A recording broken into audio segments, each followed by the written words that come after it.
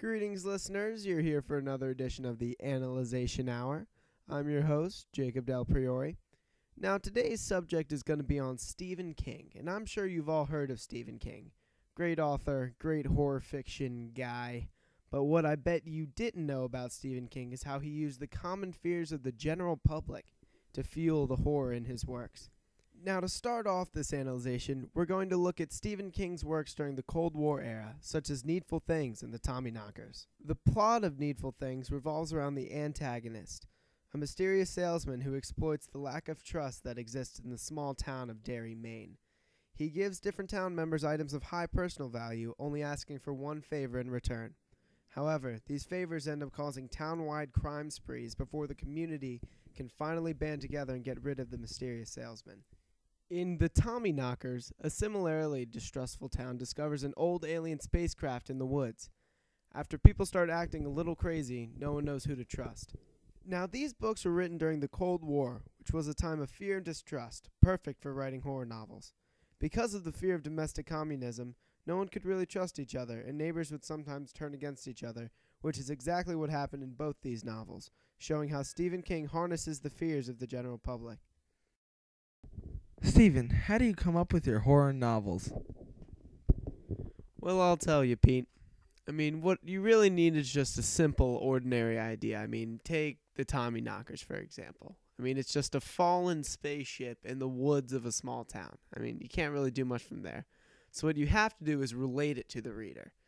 I know that at the time the Cold War was happening, so no one trusted each other. So all of a sudden, all you have to do is make everyone fight because no one knows who to trust. And the horror increases tenfold, and the reading experience is just incredible.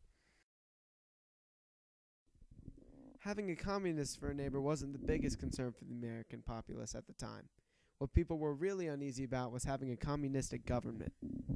To address these fears, Stephen King wrote under a pseudonym, Richard Bachman, and published The Long Walk and The Running Man, which addressed these queasy public feelings. The Running Man takes place in the future, where the United States is now a communist-run nation.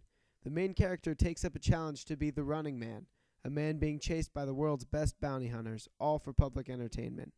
The Running Man explores the various facets of what life in a communist state would be like, and so the American public was eager to read more. The Long Walk, like The Running Man, also takes place in an alternate United States. However, in this one, boys are picked to participate in the Long Walk, where they must walk for days, and the last one to continue walking wins a glorious prize. This novel also explores various themes involving communism and the government, making it very interesting to American readers.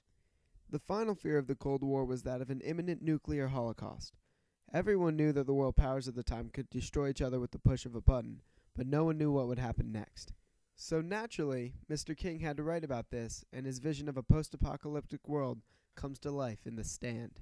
The Stand takes place in the future, where a man-made virus has destroyed 99% of the population, leaving only the slimmest of pickings for survivors. The clash between two survivalist groups, one inherently good, the other inherently evil, is a true examination of the human nature, which Stephen King uses to frighten readers. The readers must suffer through as democracy tries to survive the harsh conditions. This really caught the attention of Americans, as they caught a glimpse of what life might be like after a nuclear war. Overall, it immediately becomes clear after examination how effectively Stephen King integrates public fears into his writings. Suspicions raised by McCarthy-like accusations of communism are paralleled in Needful Things and the Tommyknockers. Dystopian societies are analyzed and examined in The Long Walk and The Running Man, and the human nature and life after nuclear war is explored in The Stand. Well, thanks for tuning in, listeners, and as always, a thanks to my research squad, Megan Arnold, Nicki Yates, and Alex Peter Long, and tune in next week as we analyze more sweet history stuff.